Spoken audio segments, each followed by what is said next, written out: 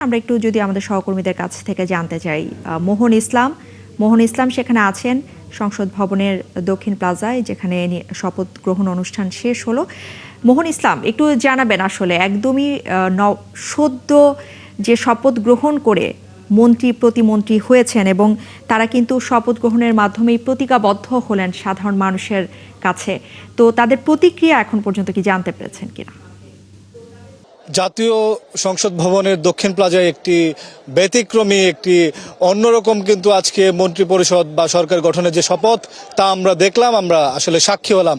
আমরা জানি যে আসলে সনাতনী পদ্ধতি বা আমরা আগে দেখেছি বঙ্গভবনের দরবার হলে সেটা হয়ে থাকে, কিন্তু এবার আমরা দেখলাম সংসদ ভবনের এই দক্ষিণ প্লাজায় এখানে আসলে শপথ অনুষ্ঠান হয়েছে। বাংলাদেশের প্রধানমন্ত্রী হিসাবে তারেক রহমান শপথ নিয়েছেন এবং পাশাপাশি মন্ত্রী প্রতিমন্ত্রীরা শপথ নিয়েছেন। একটু বলি, আমরা কিন্তু মন্ত্রী প্রতিমন্ত্রী অনেকের সাথে কথা বলেছি, এরই মধ্যে আগে পরে যদি সব মিলিয়ে বলি, সেই জায়গায় কিন্তু তারা বলছেন যে তারা আসলে বাংলাদেশের যেই আপনার সংবিধান বিধিবদ্ধ যেই কাজগুলো রয়েছে কিংবা মানুষের তাদের উপর যে প্রত্যাশা, সব মিলিয়ে তারা জনগণকে সামনে রেখে দেশকে সামনে রেখে একটি ভালো একটি উন্নত এবং সমৃদ্ধ বাংলাদেশ গড়ার যেই আপনার পরিকল্পনা, সেই পরিকল্পনা অনুযায়ী কাজ করে যাবেন। এবং তারা বলছেন যে দীর্ঘদিন পরে এরকম বাংলাদেশে একটি নির্বাচন, এবং আপনি জানেন সেই 2001 সালে আসলে বিএনপি সরকার ক্ষমতায় থাকার পর দীর্ঘ প্রায়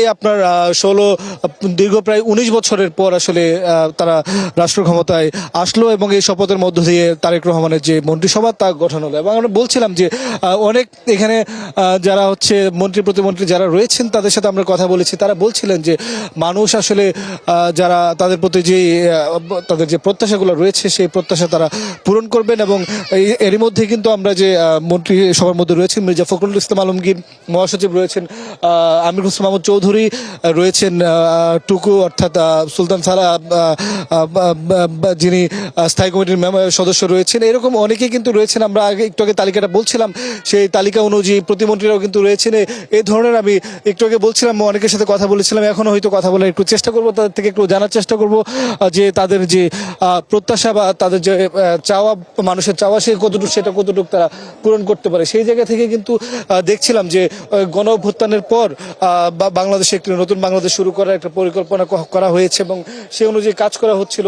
সেই গণ অভ্যুত্থান পরবর্তী একটি নির্বাচন, প্রফেসর মোহাম্মদ ইউনূস তার এই সরকারের অধীনে একটি নির্বাচন দিয়ে যে মানুষের গণ আকাঙ্ক্ষার যে রায়, সেই রায় বিএনপির পক্ষে গিয়েছে এবং সেই রায়ের পরিপ্রেক্ষিতে যে মন্ত্রিসভা গঠন করা হয়েছে সেটি আসলে বাংলাদেশের একটি অন্যতম মন্ত্রিসভা হতে পারে বলেও কিন্তু অনেকে মনে করছেন। বিশেষ করে বর্তমান সরকারের যারা, অর্থাৎ সর্বশেষ অন্তর্বর্তী সরকারের যারা ছিলেন তাদেরকে আমরা তাদের সাথে কথা বলেছিলাম, অনেক উপদেষ্টার সাথে, তারাও বলছিলেন যে এই সরকারের প্রতি একটা প্রত্যাশা রয়েছে, আশা করছে তারা ভালো করবে। বাংলাদেশের অনেকগুলো আসলে সংকট, আপনি জানেন যে বিশেষ করে যে আপনার বাংলাদেশের গণতন্ত্র যে এতদিন অবরুদ্ধ ছিল, সেই গণতন্ত্র যাত্রা শুরু হলো। সেই গণতান্ত্রিক যাত্রা শুরুর মধ্য দিয়ে আসলে বাংলাদেশ মানবাধিকার, গণতন্ত্র কিভাবে সুসংহত করে সেই বিষয়গুলো কিন্তু অনেক বেশি সামনে আসবে। সেই জিনিসগুলোকে সামনে রেখে বিএনপির যে ক্যাবিনেট বা মন্ত্রিসভা তারা কিন্তু কাজ করবেন বলে কিন্তু বলছেন। এবং তারা বারবারই বলছিলেন যে একটি বিষয় যে এখানে বাংলাদেশের আপনি জানেন যে আপসহীন নেত্রী বিএনপির চেয়ারপারসন মরহুমা বেগম খালেদা জিয়া, সাবেক 3 বারের প্রধানমন্ত্রী। আমরা যদি একটু কথা আমরা দেখছি সেলিমা রহমান রয়েছে স্থায়ী কমিটির সদস্য, আমরা একটু তার সাথে কথা বলার চেষ্টা করব। তার আগে আমরা দেখি আমরা কয়েকজন মন্ত্রী বা প্রতিমন্ত্রীর দায়িত্বে যারা আছেন এরকম কয়েকজনের সাথে একটু কথা বলার চেষ্টা করব। তারা এই মাত্র আসলে শপথ অনুষ্ঠানটি শেষ হলো, সেই শপথ অনুষ্ঠানের পরপরই তারা অনেকেই সংসদ ভবনের দিকেও যাচ্ছে। আমরা একটু কথা বলার চেষ্টা করব, দেখি তারা রয়েছেন। এর মধ্যে একেএম নাসির এবং নাসির উদ্দিন রয়েছেন সিএসএ, আমরা একটু তার সাথে যদি কথা বলি। স্যার, আমরা দেখি যে একজন মন্ত্রী কথা বলছেন ইতিমধ্যে দায়িত্ব নিয়ে, শেখ রবিউল আলম, তিনি ঢাকা 10-এর সংসদ সদস্য। আমরা চেষ্টা করব তার সাথে একটু যুক্ত হতে, আমরা জেনে নেব তার দায়বদ্ধ থাকে এই ধরনের একটা সরকার ব্যবস্থা প্রতিষ্ঠিত করার যে দায়িত্ব আমার উপর পড়েছে, আমি চেষ্টা করব সেটা অক্ষুণ্ণ রাখতে এবং সফল হতে। আপনাকে যে দায়িত্ব দেওয়া হয়েছে সেখানে আপনি কোনো চ্যালেঞ্জ দেখছেন কিনা, সেগুলো মোকাবেলা কিভাবে করবেন? চ্যালেঞ্জ তো দেশব্যাপী আছে, সরকারের প্রতিও আছে। ডেফিনেটলি এই সরকারের ক্যাবিনেটের একজন মন্ত্রী হিসাবে চেষ্টা করব সেই চ্যালেঞ্জগুলি ফেস করার জন্য। চ্যালেঞ্জ আছে, থাকবে, কিন্তু সবচেয়ে বড় যোগ্যতা হচ্ছে মানুষ যে আস্থা রেখেছে, তার মানে আমরা চ্যালেঞ্জগুলি ফেস করতে পারবো বিধায় তো জনগণ আস্থা রেখেছে। আর সেই চ্যালেঞ্জ আমাদের প্রধানমন্ত্রী জননেতা তারেক রহমান সফলতার সাথে ফেস করতে চায়, আর সেই ফেস করতে চাওয়ার তার একজন সহকারী আমি মাত্র।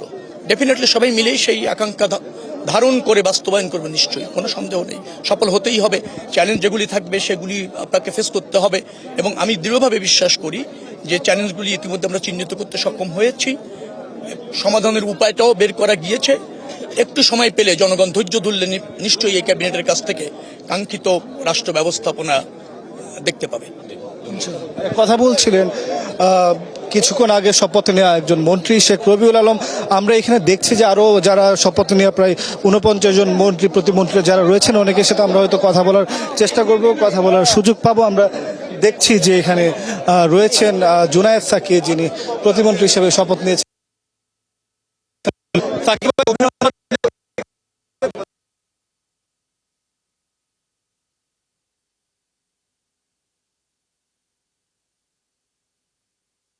দীর্ঘ ফ্যাসিবাদ বিরোধী রাজনৈতিক লড়াইয়ের সকল শহীদ, সকল আহত যোদ্ধাদের, সকল ছাত্র শ্রমিক জনতা যারা অংশ নিয়েছে তাদের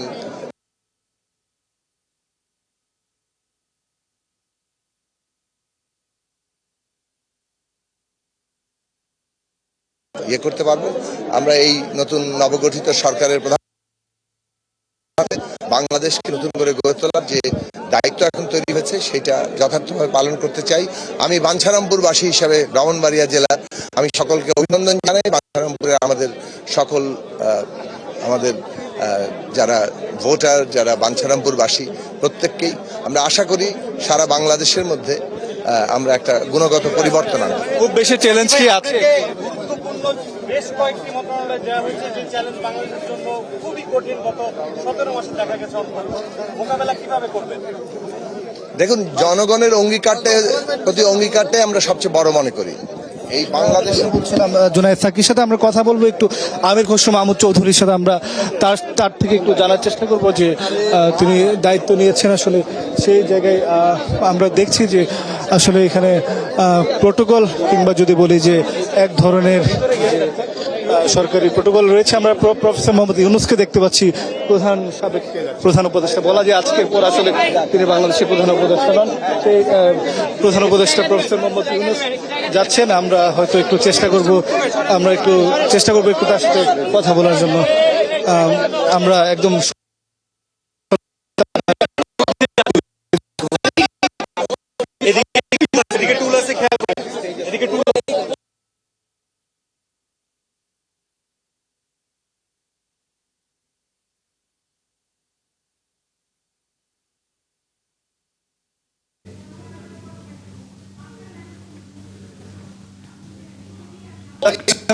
যে নিরাপত্তার মধ্য দিয়ে তার নিয়োজিত যারা রয়েছেন তারা আসলে নিয়ে যাচ্ছিলেন। আমরা দেখছি আরো কয়েকজন মন্ত্রী সদস্যরা যারা রয়েছেন তাদের সাথে আমরা কথা বলার চেষ্টা করবো। আমরা কথা বলছিলাম জুনায়েদ সাকি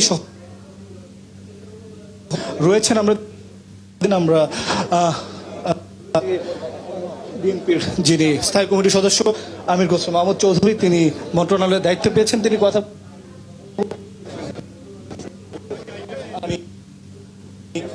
এই বিনিয়োগের মাধ্যমে কর্মসংস্থান সৃষ্টি করতে হবে, এবং কর্মসংস্থান সৃষ্টির সাথে সাথে আমাদের জনশক্তি গড়ে তুলতে হবে।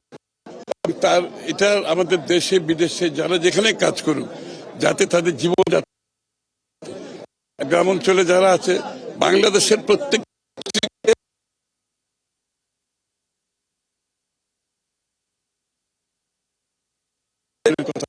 ডেমোক্রেটাইজেশন অফ ইকোনমি, রাজনীতি ডেমোক্রেটাইজেশন করলে হবে না, শুধু অর্থনীতিকে গণতন্ত্রায়ন করতে হবে, যার দেশের মানুষ অর্থনীতিতে অংশগ্রহণ করার সুযোগ থাকতে হবে, অর্থনীতি মানুষের কাছে যেতে হবে।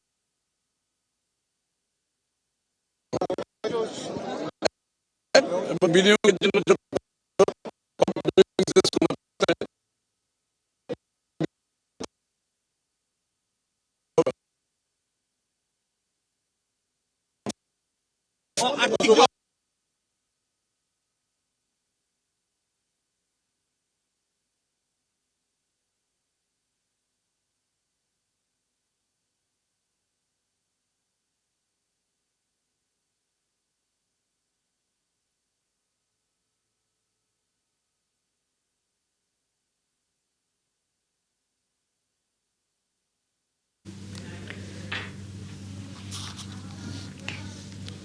দর্শক, আমাদের সহকর্মী মোহন ইসলাম সেখানে আছেন এবং সেখান থেকে তিনি জানাচ্ছিলেন এরই মধ্যে মন্ত্রী এবং প্রতিমন্ত্রী পদে যারা নিয়োগ পেয়েছেন তাদের কিছু বক্তব্য আমরা দেখছিলাম। সেই সাথে বিকেল 4টায় প্রধানমন্ত্রী সহ 50 জনের মন্ত্রিসভা গঠন করলো বিএনপি, যেটা আমরা দেখলাম, এবং 25 জন মন্ত্রী এবং 24 জন প্রতিমন্ত্রী এরই মধ্যে শপথ নিয়েছেন, তারা স্বাক্ষরও করেছেন। সেই সাথে বাংলাদেশে একটি নতুন প্রধানমন্ত্রী আমরা পেলাম। দীর্ঘ 19 বছর পর বিএনপি আবারও ক্ষমতায় ফিরল এবং সেখানে কিন্তু আমরা দেখেছি সংসদের দক্ষিণ প্লাজায় অনুষ্ঠান শুরুর আগেও আমরা দেখেছি নবনির্বাচিত সংসদ সদস্যদের সাথে কথা বলেছেন আমাদের সহকর্মীরা, এবং সেখানে কিন্তু তারা জানাচ্ছিলেন যে যেহেতু জনগণের ভোটের মাধ্যমে তারা ক্ষমতায় এসেছেন, জনগণের প্রতি এক ধরনের দায়বদ্ধতা তাদের রয়েছে এবং সেই জায়গা থেকেই তারা কাজ করবেন। কয়েকজন মন্ত্রীর কথাও আমরা শুনলাম, তারাও কিন্তু বলছিলেন যে বিভিন্ন ধরনের চ্যালেঞ্জ এরই মধ্যে তারা দেখেছেন তাদের মন্ত্রণালয়গুলোতে, সেই চ্যালেঞ্জগুলো নিয়েই তারা কাজ করবেন। এরই সাথে রাজনৈতিক বিশ্লেষকরা যেটা বলছেন যে আগামী 5 বছরের জন্য যাত্রা শুরু করা এই নতুন সরকারকে কিন্তু নানান ধরনের চ্যালেঞ্জের মধ্যে দিয়ে যেতে হবে। কারণ আমরা দেখেছি 24-এর পর যে নতুন বাংলাদেশ আমরা পেয়েছি, সেখানে কিন্তু নিরাপত্তা সহ অর্থনীতি সহ বিভিন্ন জায়গায় কিন্তু এক ধরনের ভঙ্গুর অবস্থা বিরাজ করছে। সেক্ষেত্রে বেশ বড় ধরনের একটা চ্যালেঞ্জ নিয়েই নতুন সরকার দায়িত্ব পালন করলো। আমরা অর্থনীতি, প্রশাসন, আইনশৃঙ্খলা পরিস্থিতির যে ভঙ্গুর অবস্থা, সেটাকে নিশ্চয়ই বিভিন্ন মন্ত্রণালয় যারা দায়িত্ব পেয়েছেন তারা টেনে তুলবেন। একটি যে ধরনের বাংলাদেশ আমরা চিন্তা করি, সেই ধরনের বাংলাদেশের জন্য তারা কাজ করবেন, এ ধরনের একটা প্রতিজ্ঞা কিন্তু আমরা তাদের মধ্যে দেখছিলাম। এবং সেই সাথে আমাদের সাধারণ মানুষের প্রত্যাশাও রয়েছে এই সরকারকে ঘিরে, যেখানে এরই মধ্যে আমরা দেখেছি বিএনপির চেয়ারপারসন বেগম খালেদা জিয়া, তিনি কিছুদিন আগেই আমাদের কে ছেড়ে চলে গেছেন এবং বিএনপির জন্য কিন্তু বলা হচ্ছিল বারবারই যে বিএনপি দলটার জন্য এটা একটা বড় ধরনের একটা আত্মত্যাগ, কারণ পুরো দলটাকে কিন্তু তিনি একই সাথে আপসহীন নেত্রী হিসেবে পুরো দলের অভিভাবক হিসেবে তিনি ছিলেন শেষ পর্যন্ত। কিন্তু আমরা একই সাথে দেখলাম যে আজকে নতুন বিএনপির নতুন চেয়ারম্যান তারেক রহমান প্রধানমন্ত্রী হিসেবে দায়িত্ব পালন করলেন এবং তিনি তার যে মন্ত্রিসভা সেটা নিয়ে কালকে থেকেই কিন্তু মন্ত্রণালয়ের যারা দায়িত্ব পেয়েছেন তারা কিন্তু আগামীকাল থেকেই কাজ শুরু করবেন।